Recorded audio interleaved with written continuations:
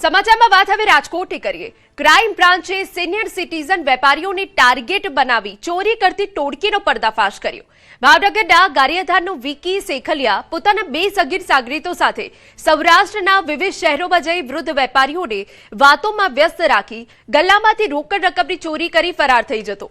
પોલીસે આરોપીને ઝડપી પાડી 7,58,000 રૂપિયાનો મુદ્દામાલ કબજે કર્યો। તપાસમાં રાજકોટ સહિત સૌરાષ્ટ્રમાં 10 જેટલી ચોરીઓનો ભેદ ઉકેલાયો। પોલીસે વેપારીઓને સાવચેત રહેવા અને દુકાનોમાં સીસીટીવી લગાવવા અપીલ કરી।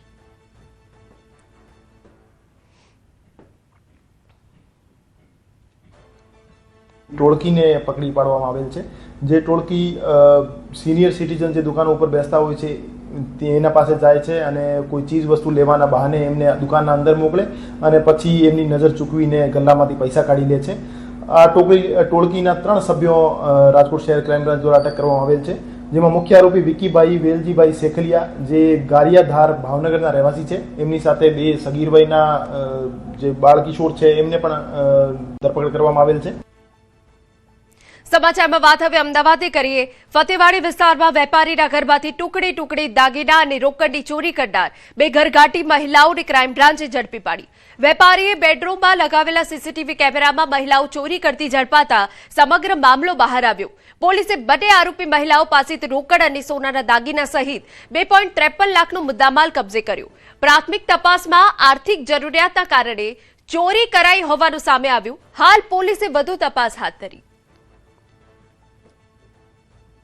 સ્ટેશન ખાતે એક મહેંદી રજા સજ્જાદ હુસેન મર્ચન્ટ નામના ફરિયાદીએ ફરિયાદ આપી છે કે એમને ત્યાં સાફ સફાઈનું કામકાજ કરતી 2 બહેનો છે, એમણે પોતાના ઘરની અંદર સોના ચાંદીના ઘરેણા તેમજ રોકડા રૂપિયાની ચોરી કરેલી છે।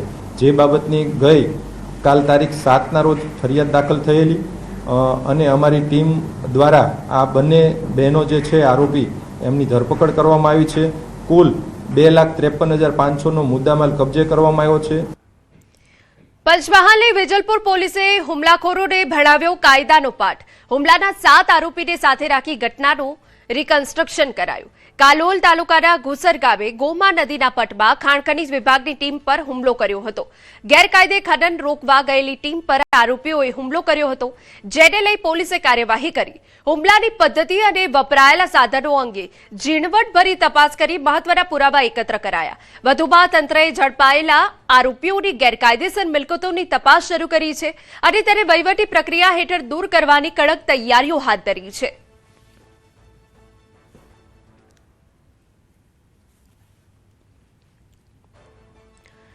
સમાચારમાં આગળ વધીએ। સુરેન્દ્રનગરની જોરાવરનગર પોલીસે દુષ્કર્મના આરોપીની ધરપકડ કરી।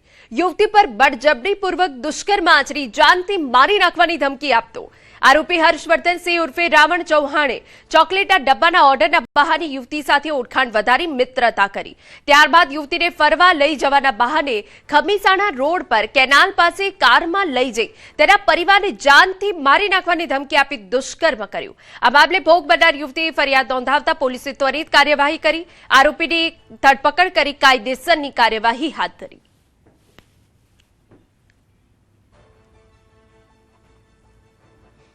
બીએનએસ કલમ 64(1) અને 351(3) મુજબ જોરાવરનગર પોલીસ સ્ટેશન ખાતે ફરિયાદ લઈ આગળની કાર્યવાહી કરવામાં આવેલ છે, તેમજ આરોપીને જ તાત્કાલિક ધરપકડ કરીને તેને આગળની કાર્યવાહી કરવામાં